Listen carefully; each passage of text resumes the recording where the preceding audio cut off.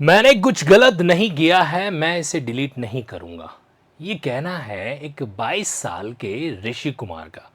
ये ऋषि कुमार जो हैं वो CLAT examination, common law admission test, हमारे देश के जो प्रतिष्ठित लॉ स्कूल्स हैं यानी कि जो एनएलयूज है, नेशनल लॉ यूनिवर्सिटीज़, उसमें एडमिशन के लिए आपको क्या करना पड़ता है, क्लैट का एग्ज़ाम पास करना होता है। और उसको पास करने के बाद जो हमारे देश के 27 प्रतिष्ठित एनएलयूज हैं, हालांकि दिल्ली जो एनएलयू उसका अलग से एग्ज़ाम होता है ऑल इंडिया लेवल पे, लेकिन बाकी सारे एनएलयू को लेकर क्लैट एग्ज़ाम फाइट कर लिया और उसके बाद आप एनएलयू में एडमिशन ले लेते हैं। तो एक एनएलयू है तमिलनाडु का। तमिलनाडु के अंदर लॉ की पढ़ाई, तमिलनाडु एनएलयू के अंदर लॉ की पढ़ाई करने वाले कैंडिडेट जिनका नाम है ऋषि कुमार, इन्होंने एक स्टेटमेंट इस तरीके से दिया कि पूरे भारत के अंदर अभी हाल फिलहाल में चर्चा का, डिबेट का जो है टॉपिक बना हुआ है। क्या है पूरा मैटर, आइए समझने की कोशिश करते हैं। आपको याद होगा तो सुप्रीम कोर्ट ने कुछ दिन पहले क्या किया था कि एनसीईआरटी, जो एनसीईआरटी की बुक्स थी, इसको लेकर एक जो है सुयो मोटो कॉग्निजेंस लिया था। एनसीईआरटी की क्लास 8 के सोशल साइंस जो बुक है उसके अंदर एक टॉपिक था जुडिशरी, और जुडिशरी के टॉपिक के अंदर कुछ बातें ऐसी लिखी गई तो जुडिशियल करप्शन के बारे में डील जो करती है। तो शियोमोटो कॉग्निजेंस लिया गया, बाकायदा उन बुक्स को बैन करवाया गया, साथ ही साथ में जितने फिजिकल बुक्स मार्केट में जा चुकी थी उनको वापस है जो मंगवाया गया, और जिन ऑथर ने उस पर्टिकुलर टॉपिक को लिखा था उन ऑथर को बैन भी है जो किया गया। ये बात शायद आपको याद हो क्योंकि ज़्यादा पुरानी बात ये है नहीं, है ना। तो उसी समय फरवरी के अंदर इस पर्सन ने क्या किया, लिंक्डइन प्लेटफॉर्म के माध्यम से अपना एक ब्लॉग है जो लिखा। उस ब्लॉग में इसने क्या किया, इस तरीके से जुडिशरी के ऊपर, सुप्रीम कोर्ट के ऊपर डायरेक्टली कटाक्ष है जो किया। ये है मिस्टर ऋषि कुमार का एक छोटे से ऑफिशियल ब्लॉग, हो सकता है कुछ टाइम बाद डिलीट भी जो हो जाए। तो उन्होंने लिखा है कि supreme court of India has no spine. Supreme court of India की मतलब इस तरह से कोई रीढ़ वीढ़ की हड्डी नहीं है। And saying so makes me a criminal, और जब मैं ऐसा कह रहा हूं तो मुझे क्रिमिनल बना दिया जा रहा है। और अगर आप इसको पढ़ रहे हैं, reading this might make you one two, बड़ा एकदम खतरनाक तरीके से ना इसको ड्राफ्ट है जो किया गया, सो एंड सो वगैरह वगैरह, ताकि क्या है कि पढ़ने वाला इस बात को दिलचस्पी ले सके। हालांकि इन्होंने खुद ने एडमिट किया कि जब भी इस तरह का व्लॉग पब्लिश करे तो इनको पता था कि क्रिटिसाइज़ किए जाएंगे, लेकिन इस लेवल पे इनका व्लॉग पूरे इंडिया में इस तरह से वायरल होगा ये इन्होंने नहीं सोचा था। अब आगे की कहानी सुनो, हुआ क्या। जब इन्होंने ये व्लॉग इस तरीके से लिंक्डइन की प्रोफाइल के माध्यम से अपलोड किया, उसके बाद में जिस यूनिवर्सिटी के अंदर ये अपनी पढ़ाई कर रहे हैं, उस तमिलनाडु नेशनल लॉ यूनिवर्सिटी को पूरे भारत से कई सारे एडवोकेट्स, और कहा जा रहा है कि कहीं कुछ एक जजेस के जो हैं इस तरीके से फ़ोन कॉल्स आए या ईमेल्स आए, और कहा गया कि भाई आपके इंस्टीट्यूट का ये जो बच्चा है इसको बोलो कि इस तरह की पोस्ट ना किया करे और डिलीट है जो करे, सो एंड सो। क्योंकि इन्होंने बहुत ही भाषा जो है ना एकदम बड़ी स्ट्रिक्ट टाइप की जो इस्तेमाल है जो की थी, है ना।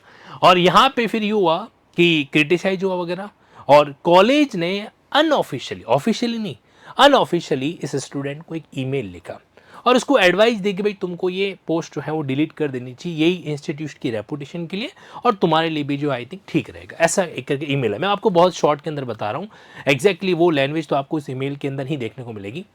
तो फिर इस स्टूडेंट ने बड़े ही मतलब साहस और करेजियस वे के अंदर क्या कर दिया, मना कर दिया। उसने कहा कि कॉन्स्टिट्यूशन आर्टिकल 19 क्लॉज 1A के तहत अपनी विचारों की अभिव्यक्ति करना, अपने जो थॉट्स हैं उनको एक्सप्रेस करना, ये मेरा फंडामेंटल राइट्स है, okay, and accordingly nobody can bar me.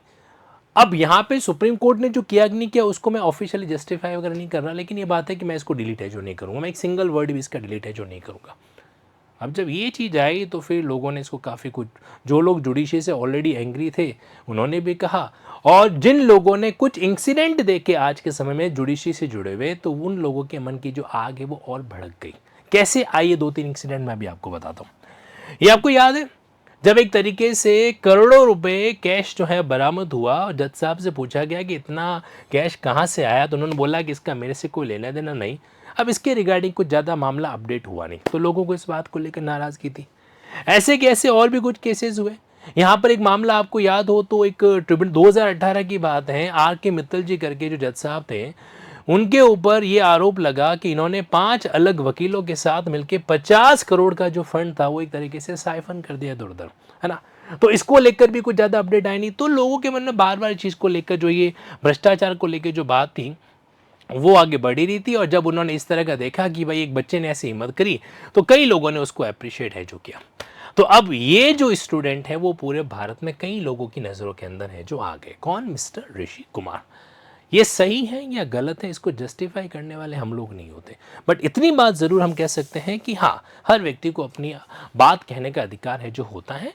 अब एनसीईआरटी का मामला, सुप्रीम कोर्ट के मामले के अंदर कौन सच्चा कौन झूठा, है ना, ये मैटर नहीं है, पर लेकिन इतना मैटर ज़रूर है कि कानून की पढ़ाई करने के बाद में कोई भी व्यक्ति जो होता है वो अपनी बात रखने में बड़ा कैपेबल महसूस करता है। और शायद यही रीज़न है कि क्लैट एग्ज़ाम पास करके तमिलनाडु एनएलयू के अंदर अपनी पढ़ाई, अपने कानून की पढ़ाई, अपने लॉ की पढ़ाई को पूरा करने वाले इस स्टूडेंट ने, इस ऋषि कुमार ने शायद इतनी हिम्मत है जो वहाँ पे दिखाई है। ओके, यहाँ पर इस वीडियो का पर्पज़ ऐसा बिल्कुल भी नहीं है कि आप क्या करें, आप भी इस तरीके से जो मन आ जाए, जो मन में जैसे वो आप क्या करो, पोस्ट है जो कर लो। भी हमें एक सेंसिबल सेगमेंट को जरूर ऑब्जर्व करते चीज़ों को डील है जो करना चाहिए। सो ये एक पार्ट था, मुझे लगा इसकी पूरी लीगल स्टोरी आपको बतानी चाहिए। साथ ही साथ मैं आपको इससे लिंक होते हुए कुछ बातें और बताना चाहता हूँ। वो ये है कि हमारे देश के अंदर अलग अलग शहर, बेंगलुरु, भोपाल, जोधपुर, गांधीनगर, विशाखापट्टनम, आपके तिरुचिरापल्ली, नागपुर हो गया, औरंगाबाद हो गया, लखनऊ पंजाब के अंदर, साथ साथ आसाम, मुंबई, कोलकाता के अंदर वगैरह, यहाँ पे जोधपुर को इंक्लूड कर दीजिए, उड़ीसा, कई सारे स्टेट्स के कई सारे शहरों के अंदर क्या है, लगभग हमारे 27 नेशनल लॉ यूनिवर्सिटीज़ जो है वहाँ पर है। इनका स्टैंडर्ड आप कह सकते हैं थोड़ा सा अप हो सकता है, क्योंकि नेशनल लेवल का एक एग्ज़ाम कंडक्ट करवा के क्या करते हैं, कैंडिडेट्स को अलाउ है जो करते हैं। तो यहाँ पे जो कैंडिडेट पहुँचते हैं वो दो तरह के कैंडिडेट्स होते हैं। नंबर 1 वो कैंडिडेट्स हैं जिन्होंने इंग्लिश मीडियम के अंदर अपनी पढ़ाई को कंप्लीट किया है, साथ ही साथ में मेरिट में अपना एक नंबर टॉप लेवल के अंदर लेकर आए। वहीं दूसरी तरफ वो कैंडिडेट जिनके पेरेंट्स थोड़े से एक्स्ट्रा एक्टिव है जो रहते हैं कि भाई हमें हमारे बच्चों को उस वे के अंदर पढ़ना है। हालांकि ऐसा नहीं है कि हमारे देश का बार काउंसिल ऑफ इंडिया किसी भी तरीके से डिफ्रेंशिएट करता हो कि भाई तुम एनएलयू से एलएलबी किए हुए हो और तुम एक नॉर्मल यूनिवर्सिटी एलएलबी किए हुए हो, तुमको वकालत की परमिशन मिलेगी और तुमको नहीं मिलेगी, ऐसा कोई डिफ्रेंशिएशन नहीं होता है। बट फिर भी चूंकि इंफ्रास्ट्रक्चर फैसिलिटीज़, अलग अलग high court, supreme court retired जजेस के द्वारा गेस्ट लेक्चर्स डिलीवर करना, इन पॉइंट ऑफ व्यू से एनएलयू का जो वर्थ है और एनएलयू का जो फीस वगैरह है वो एडिशनल है जो रहता है।